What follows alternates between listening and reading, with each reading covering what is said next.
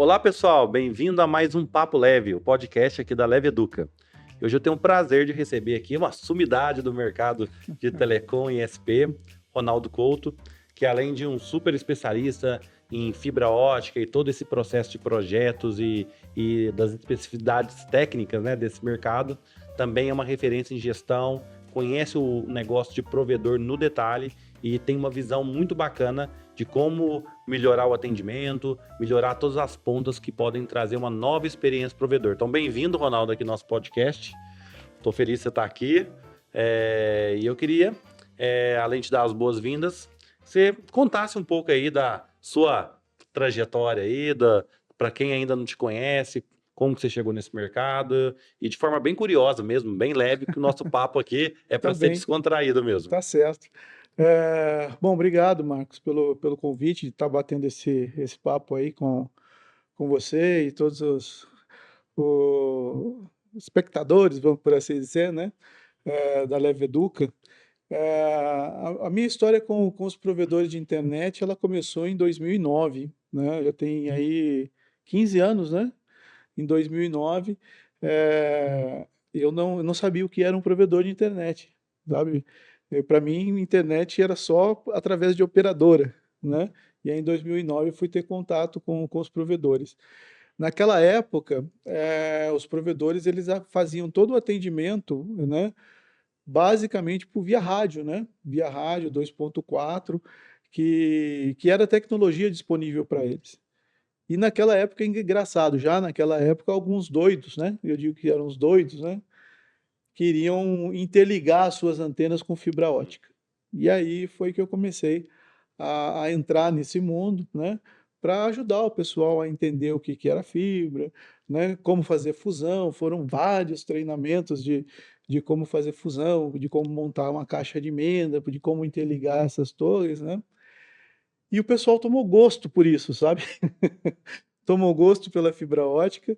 O próximo passo depois deles começarem a fazer os backbones deles foi começarem a fazer as primeiras redes FTTH. Isso foi lá por volta de 2012, né, 2013. E aí eu também apoiei, né? Inclusive é o treinamento que nós temos aqui na Sim. Leve Educa de projeto, né, de rede FTTH. É, Conclusão, né? Depois de todo esse tempo, uma das coisas que eu me orgulho muito é ter ajudado tanta gente, né? E hoje, né, você sabe disso, o Brasil ele é um case internacional, né? Não tem um outro país no mundo onde provedores de internet tenham maior participação de mercado Igual no Brasil, né? igual no Brasil, né? E foi todo esse pessoal, foi os provedores que acreditaram nessa tecnologia, acreditaram na forma de fazer e estão aí, né? Estão aí vários cases de sucesso aí no Brasil todo com relação a isso tudo, né? E qual que você acha que foi o estralo, assim? Quando você percebeu assim, nossa, esse mercado vai pivotar de rádio para fibra? O que que você acha que foi os fatores, assim? O que que você acha que contribuiu com isso? Até, né, muito equipamento veio da China, né? Como que você acha que isso foi acontecendo? É, quando a gente volta lá para 2009, 2010, etc., né? Quando a gente falava de plano de internet, era um plano com uma velocidade muito baixa, Hum. né? A gente 2, 5 falava, megas, né? não, Lá a atrás, gente né? falava ainda de Naquela, 256K, de sim, 512K, ou seja, eram velocidades muito baixas, que era o que o rádio normalmente proporcionava, ou seja, você não podia falar de vender 2, 3, 5 mega, porque você não tinha tecnologia adequada para isso.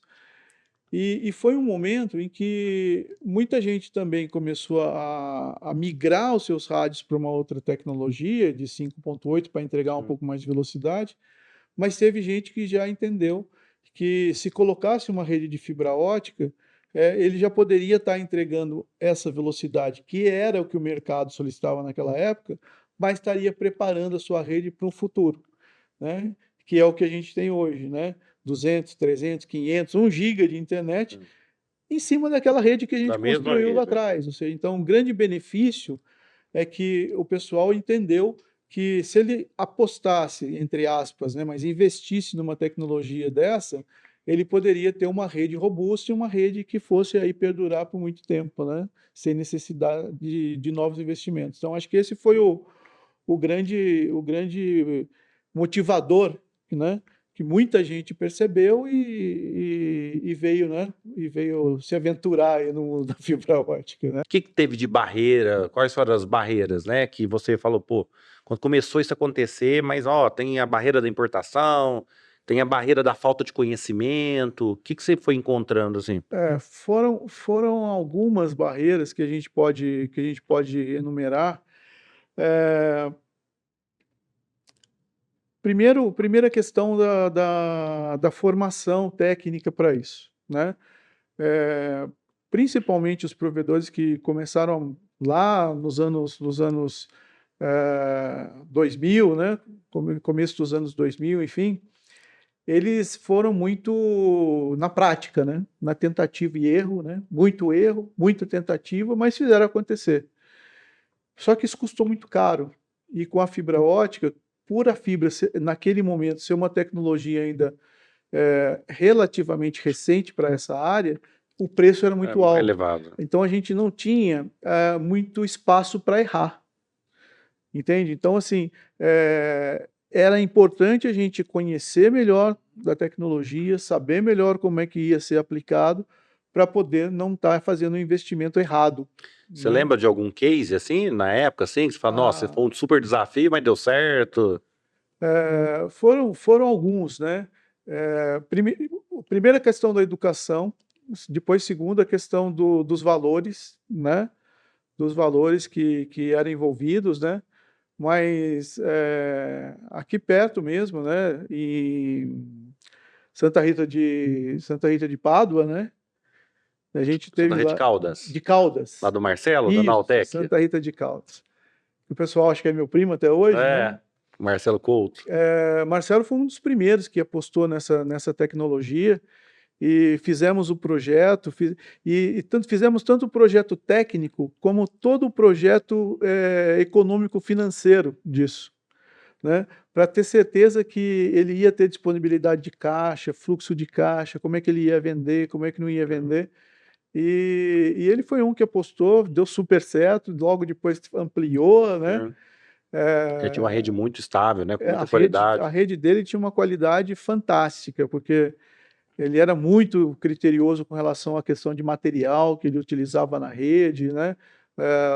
Qualificação do pessoal técnico dele. Então foi assim, um case, um dos primeiros cases que foi um case muito bacana. E a gente teve case ruim também, né? É isso que eu ia te perguntar. Talvez você não vai citar quem é, mas conta o caso, Não, assim, mas assim, quais um dos, um erros. dos casos mais, um dos casos mais recorrentes, vamos dizer assim, de erro que o pessoal tinha, é que como os cabos de fibra na época custavam muito caro, né? O pessoal tentava fazer uma rede com cabo com a menor quantidade de fibra possível, né? Então usavam o famoso cabinho de 12. O pessoal me irritava, né? Porque eu falava cabinho de 12, eu me arrepiava até de, né? Por quê? Porque era um cabo barato, mas conclusão, se ele fizesse o seu backbone, que a gente diz hoje, né? é, com o cabo de 12, ele ia estar muito limitado à quantidade de clientes que ele Sim. poderia atender, que seria 12 vezes 128 no caso do GPON. Teve que muita gente refazer a rede depois por causa disso, Pois né? é, então assim, esse foi um case de problema Ah, que o pessoal falava assim, poxa, Ronaldo, né? E agora, o que eu faço? Eu falei, agora você põe um outro cabo ou refaz a rede, né? Falei, poxa, mas eu falei, não foi falta de aviso, não foi falta de aviso. Mas enfim, fez né? barato e teve que refazer, né? Fez barato, fez cabo de má qualidade, enfim, e depois precisou refazer essa rede, né? Teve gente que aprendeu assim, mas hoje eu acredito que Hoje você acha que está mais pacificado, assim. tá. Hoje o pessoal já tem um conhecimento bom com relação ao projeto, investem bastante em produtos de boa qualidade, dimensionam bem a rede, né? Até porque hoje o mercado ele está totalmente diferente, né? Quem constrói rede hoje não constrói rede pensando em ter os seus clientes só, já está pensando também depois consolidar, vender para um outro grupo grande ou fazer fazer uma fusão com outros provedores, ou seja, ele sabe que ele precisa de uma estrutura, Precisa de um padrão para ele se encaixar, né? de um padrão bom, porque senão depois o valuation dele, né, que é a estimativa de valor da empresa vai cair muito se não tiver o padrão adequado, né? Ronaldo, o que você acredita? Vamos falar mais na parte técnica, depois a gente fala um pouco de gestão, mas o que você acredita que é o futuro da banda larga, da ultra larga? Você acha que o Elon Musk vai roubar todos os clientes de todo mundo com a Starlink? O que você vê, assim, IoT, internet das coisas, isso vai ser uma realidade ou não? Né? O que você tem de visão mesmo, assim? Vamos falar um pouco aqui de previsão do futuro. Bom, tem algumas variáveis aí que a gente pode estar focando para responder isso. Com relação à tecnologia, né, sempre quando surge uma tecnologia mais recente, existe essa pergunta, né? Até um ano ou dois atrás, era se o 5G iria acabar com as redes FTTH. E não acabou. Agora é a tecnologia da Starlink, do Elon Musk. Da mesma forma, também não vai acabar. Essas tecnologias acabam sendo complementares e depende muito da região onde o provedor está. Se a gente comparar hoje, por exemplo, satélites, soluções de satélite, elas já estão tendo sucesso, bastante sucesso.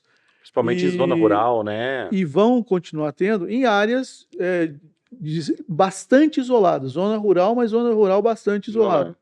Né? Ou então vamos falar assim de plataformas offshore. Petróleo. Como é que não vamos levar fibra para lá? Vamos levar um cabo submarino? Não vamos. Então, assim, vão ser áreas, vão ser pontos específicos em que eles vão ter sucesso e vai ser eles mesmos e ponto final. Áreas urbanas e áreas mais concentradas, dificilmente eles vão representar um risco para quem tem uma rede FTTH. Porque a infra já está pronta, né? A infra já está pronta. A gente tem a questão da qualidade mesmo, né? Você poder entregar uma banda mais estável, mais confiável, que não está dependendo por exemplo, de condições climáticas e etc. E a questão, fugindo um pouco da tecnologia, que foi o grande ponto que os provedores chegaram onde chegaram, é de estar próximo ao cliente, né? Se eu tenho um problema com o Starlink, eu vou falar com quem? Né? Tem que comprar o equipamento também. Ele vai estar comigo, né? No momento onde não funciona. A tecnologia é excelente, mas o que eu estou dizendo proximidade. A proximidade que a gente tem hoje com o cliente é difícil de uma outra tecnologia replicar. Então você acredita que a fibra vai ser mandatária ainda, o quê? Uns 30, 40 anos ainda? Eu acredito que sim. Eu acredito que sim. Veja, sempre existe essa discussão se também a gente vai ter o mundo todo sem fio. Né? Essa seria uma solução incrível, né? Ou seja, todo mundo sem fio. Não tem poluição visual nas cidades e etc. Né? Mas é muito difícil na prática, né? É bastante complicado, ou seja, na parte de rede de acesso, ou seja, do FTTH, eu diria assim, pelo menos mais 20 anos nós vamos ter essas soluções. A limitação, entre aspas, que a gente tem de banda hoje de entregar 2,5 GB, nós já temos equipamentos para 10 GB já disponíveis no mercado, que é uma realidade.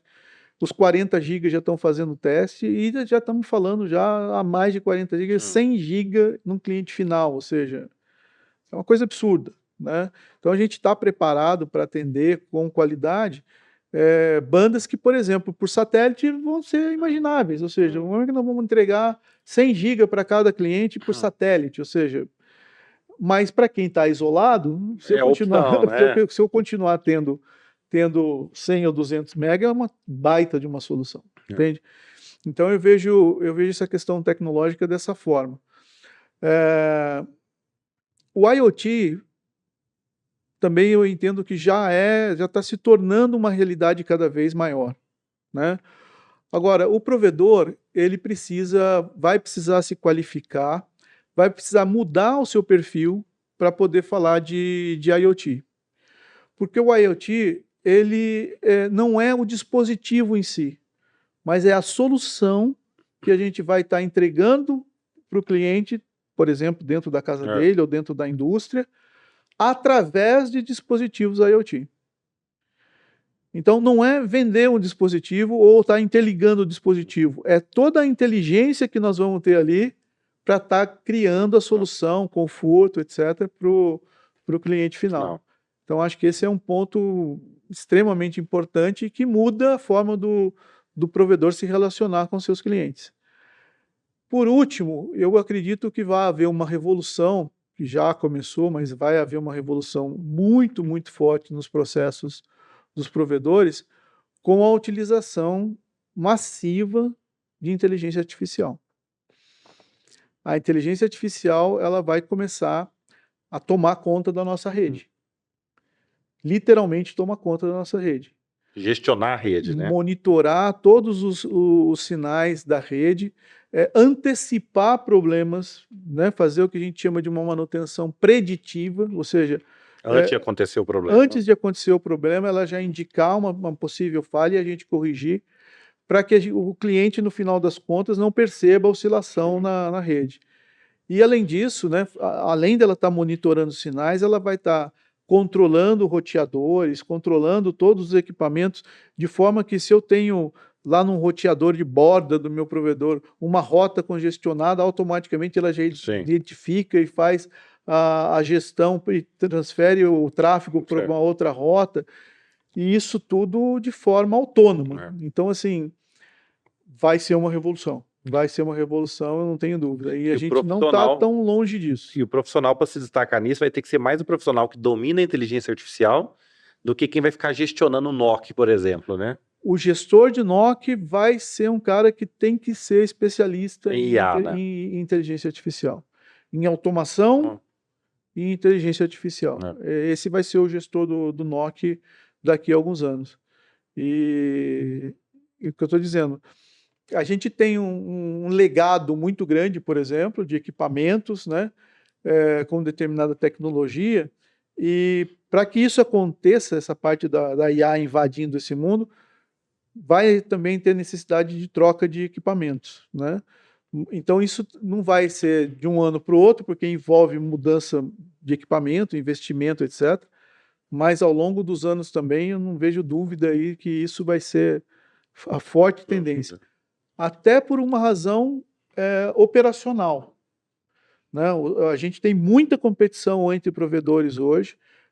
Preço é um dos fatores, eu não diria que é o mais importante, mas ele tem um peso importante na decisão do cliente. E para a gente oferecer um serviço com menor custo, a gente precisa de um custo operacional menor. E um custo operacional menor se faz com o quê? Com tecnologia, né? Então, eu acho que é isso que vai estar impulsionando aí o futuro, né? O futuro das telecomunicações em geral e dos provedores também. Ronaldo, e como que você vê, assim, né, além desse tema do profissional do NOC, né, dessa automação de rede, como você vê o profissional geral das empresas de telecom, com essa mudança? Porque a inteligência artificial vai impactar também, né, o atendimento, o suporte técnico, mas como você vê, assim, como será esse profissional que vai trabalhar nesses provedores, vamos falar, 4.0, né? Esse profissional ele vai precisar ter características diferentes das que a gente procura hoje no profissional, né? Eu vejo da seguinte maneira: normalmente, quando a gente vai contratar um profissional técnico, principalmente, a gente quer saber muito da experiência dele, né? O que ele já fez, como já fez, ou seja, se ele tem condições de resolver um determinado problema e etc. Eu acho que essa característica vai começar a mudar um pouco. O profissional, ele vai começar a precisar constantemente aprender como resolver problemas, e não necessariamente resolver um problema, porque os problemas vão começar a mudar a todo momento. Então, as respostas que ele tinha não vão ser mais suficientes para ele resolver aqueles problemas. Então, essa característica de pessoa que procura estar constantemente aprendendo, né, eu acho que vai ser fundamental, né? E aí entra toda a parte educacional, os cursos, Leve Educa, por quê? Porque a gente precisa, né, preparar essa turma, precisa dar a base, dar as ferramentas para que esse pessoal aprenda a poder se desenvolver, né? Esse é um ponto importante. E você acredita, por exemplo, estava vendo a sua palestra sobre o tema do ainda tem muito erro, vamos falar assim, erro grotesco em relação ao atendimento simples, né? O atendimento do técnico em Sim. campo, né? O atendimento do suporte técnico. Você acha que a inteligência artificial vai substituir esse atendimento por algo mais refinado e deixa o humano para dar mais atenção? Como que você enxerga isso? Já é uma realidade hoje, né? A inteligência artificial está fazendo um primeiro atendimento. Eu, eu sou crítico num ponto que eu entendo assim, se nós vamos falar com o robô, se nós vamos trocar WhatsApp com o robô, eu não vejo problema. Desde que, desde o início, eu saiba que eu esteja falando com o robô e que eu tenha opção, no momento que eu quiser, de ser transferido para um Pro humano. atendimento humano. Acho que a grande falha hoje é isso. Muitas vezes você está ali passando algumas informações, as informações voltam incorretas, você insiste, volta incorreta de novo, porque não teve o refinamento ainda. Então, assim, esse é um ponto importante que eu acho que precisa mudar, mas mudando isso, é impressionante, assim, a forma como a inteligência artificial pode lidar com o atendimento, porque ela não vai simplesmente dar respostas, mas ela pode, inclusive, avaliar o tipo de sentimento que a pessoa está expressando ali naquele Hum. momento. Então, ela vai adequando as respostas dela, inclusive para poder estar acalmando um cliente que está mais nervoso, né? Ou então adaptando a forma de linguagem, se ela entendeu que a pessoa é uma pessoa mais idosa, e isso ela faz com uma capacidade Hum. incrível, né? Com uma velocidade incrível. Então, com relação a esses pontos, eu vejo sim que a inteligência artificial vem para essa nova fase do atendimento, mas, no final das contas, a gente precisa também de pessoas preparadas para estar fazendo esses atendimentos, né.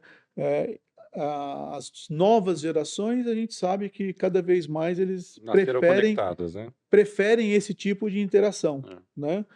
Mas não é somente esse público que a gente tem que estar se adequando a É todo um o público bem público diverso, né? que a gente tem, né. Mas vai ser um desafio interessante, eu acredito que vai ser um desafio interessante. Ronaldo, a gente conversa com o provedor e a gente percebe ainda que eles estão muito fixos na rede, no equipamento, mas ainda não se tornaram empresa de software. E eu acredito que um provedor deveria também ser uma empresa de software, né? Para digitalizar seu atendimento, automatizar muita coisa, né? A gente tem dados ainda assustadores que boa parte dos pagamentos são feitos com boletos, ainda muito provedor implantando autoatendimento na loja para o cliente ir lá tirar o boleto. Sim. Sendo que hoje que tem Pix, né?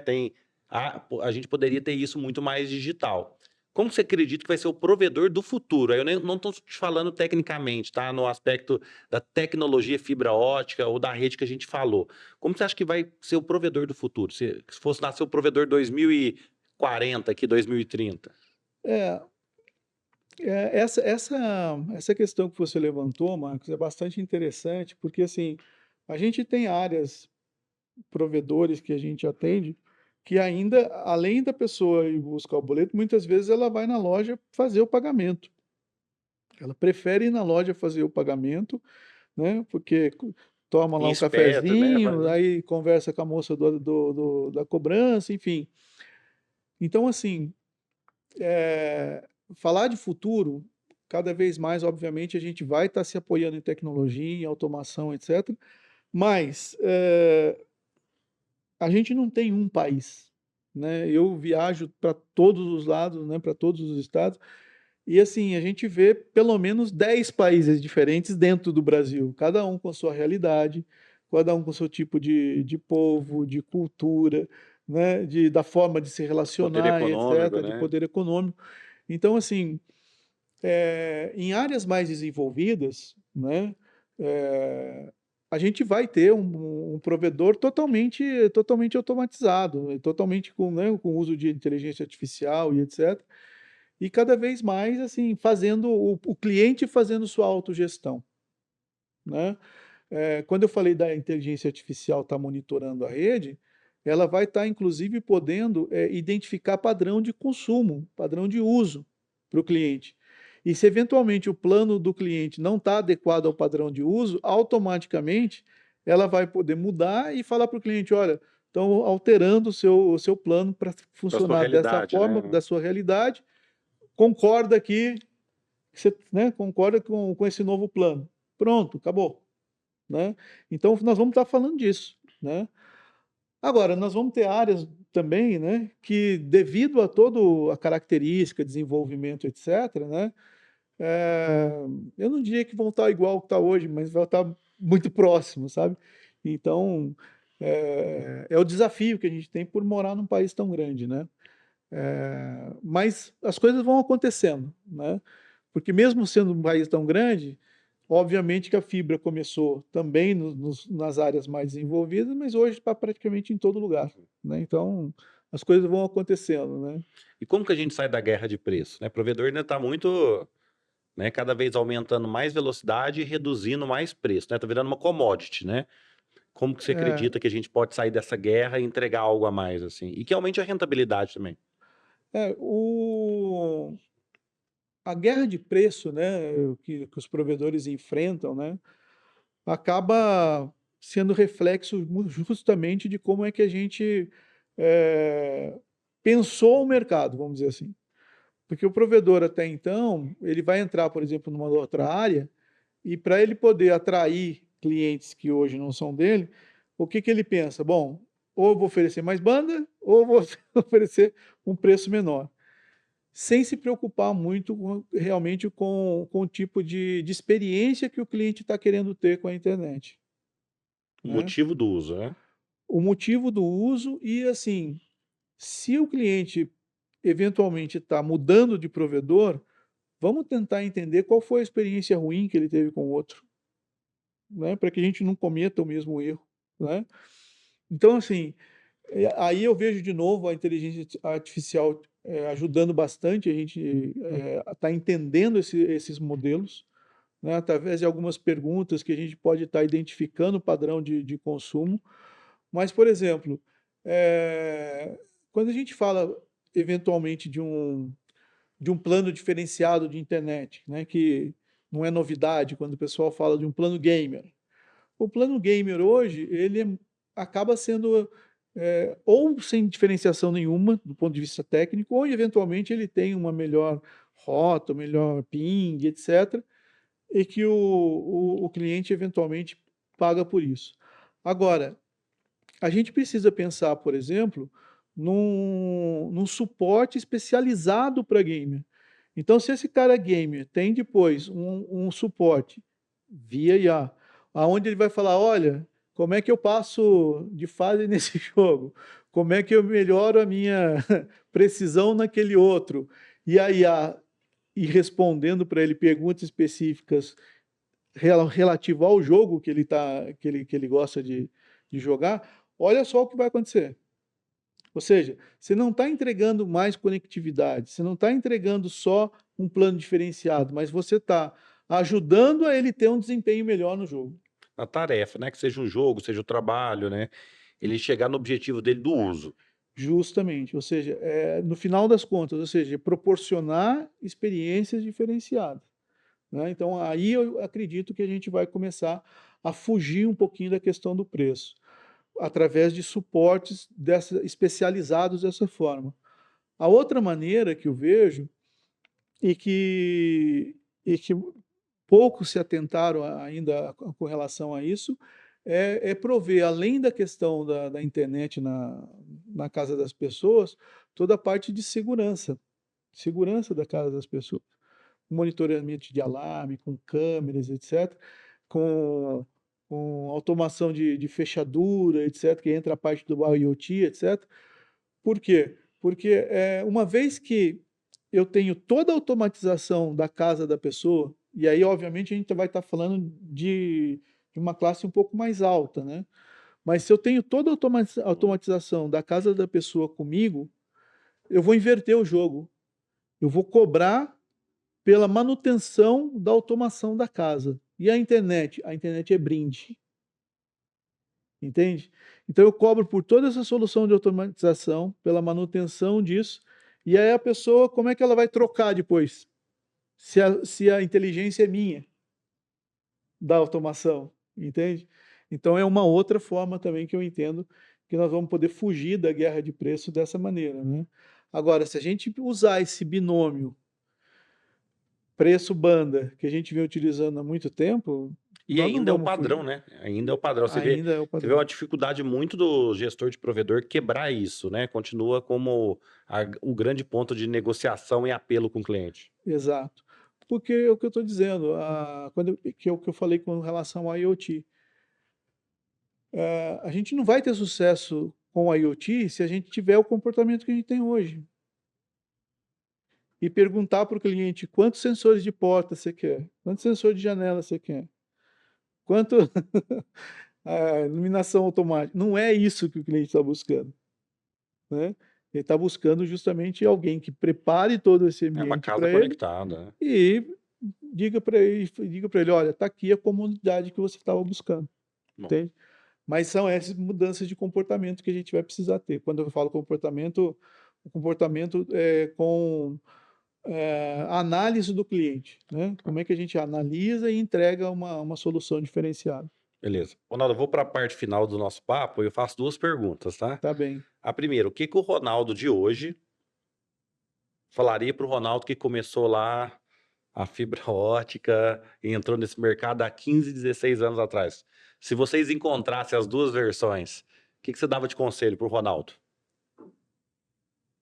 Fora não beber muito, fora Tudo. não, não comer muito para engordar, É. O que que você daria de dica? Ó, vai nesse caminho que você vai dar bem ou não comete esse erro aqui. eu diria o seguinte: eh, eu tô para fazer 55 anos, ou seja, né? No momento que eu estou hoje, eu diria o seguinte: eh, se dedique muito a estar fazendo bem o que você se propor a fazer. Isso envolve, novamente, qualificação, ou seja, se qualifique bem, faça bem o que você precisa fazer, mas principalmente também seja equilibrado, né? Equilibra a sua vida profissional com a sua vida pessoal, com a sua vida familiar. Eh, defina, por mais difícil que seja, a gente, quando muito jovem, definir muito claramente quais são os nossos princípios, quais são os valores que a gente quer seguir, mas eu acho que isso vai ser a base depois para a gente chegar, né, depois de 30, 40 anos e falar assim, poxa, valeu a pena tudo que aconteceu. Bacana. E se fosse deixar um recado agora, falando para o provedor, se ele tivesse que fazer uma aposta, né? Apostar em algo, o que que você fala? Ó, aposta nisso que eu acredito que aqui está um caminho para você se dar bem. E não precisa ser só tecnicamente dizendo, tá? Pode ser de comportamento, de postura. Sim, há 15 anos atrás, ou desde 15 anos atrás, eu escuto que o grande diferencial do provedor é atendimento, né? E o que a gente chega à conclusão é que o atendimento ainda é um atendimento muito raso, né? Um atendimento que normalmente as empresas fazem, mais tentando se livrar do problema Do que do resolver. que realmente tentando acolher o cliente e entender aquilo que está acontecendo. Então eu diria o seguinte: as empresas que dedicarem realmente atenção à forma como se relacionar com o seu cliente, então eu não diria só atendimento, mas é o relacionamento com o cliente.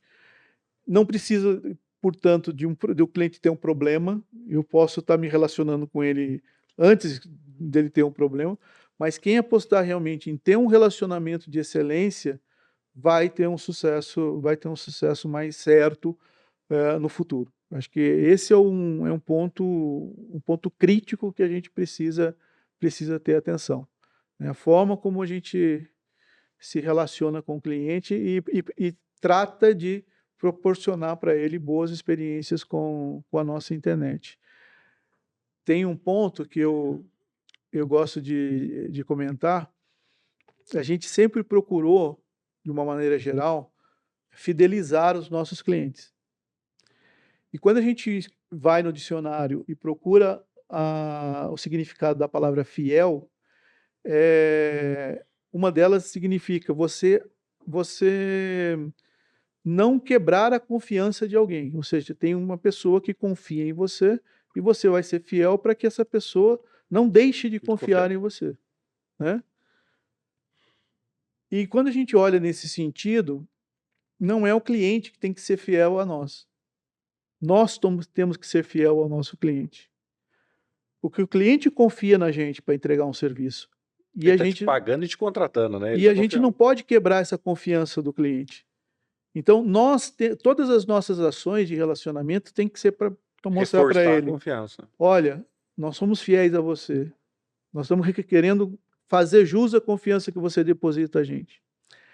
E quando a gente consegue isso, então a gente não usa mais a palavra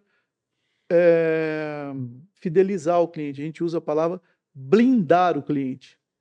A gente mostra que nós somos fiéis e com isso a gente consegue blindar, né? O blindar significa proteger ele do mal. E o mal é o concorrente. É, Entende? E pode abordar ele. Mas se ele está blindado, né? ele não vai Ele se não sentir vai, tentado, ele não né? vai se sentir tentado. Por quê? Porque ele sabe que a gente vai estar sempre, né, atendendo às expectativas dele e fazendo o que for possível para não quebrar essa relação de confiança. E no final é igual uma relação humana, né? Uma relação de casamento, de amizade, é manter Perfeito, esse vínculo, né? perfeito. É isso mesmo. Bacana, Ronaldo. Obrigado, tá, pelo nosso bate-papo. Se quiser deixar aí os seus contatos, o seu site, fique à vontade, para que as pessoas entrem em contato com você também. Tá, joia. Eu que agradeço, Marcos. Obrigado pela essa oportunidade de estar falando com todos. Eu vou deixar o meu celular, o meu WhatsApp, né? Que é por onde o pessoal mais me encontra, que é o 11, né? 991 80 7178. Por aí o pessoal pode falar A gente comigo coloca aqui também na tela isso, também. bacana. E estou à disposição sempre que tiver uma oportunidade, pode saber que eu estou mais do que mais do que disposto a estar colaborando com vocês. Vocês Obrigado, são um parceiro assim de longa data e espero que a gente siga nessa caminhada juntos. que a gente mantenha a nossa relação de confiança. Exatamente. Exatamente. Mas Muito vamos ficar só na confiança, tá? Não vamos aumentar essa relação assim, não, porque aí complica. Muito obrigado, Ronaldo, pela presença. Então, quem assistiu, a gente vai deixar aqui também, caso você queira deixar seu comentário, e também os contatos do Ronaldo. Muito obrigado e até mais. Tchau, tchau. Tchau, um abraço.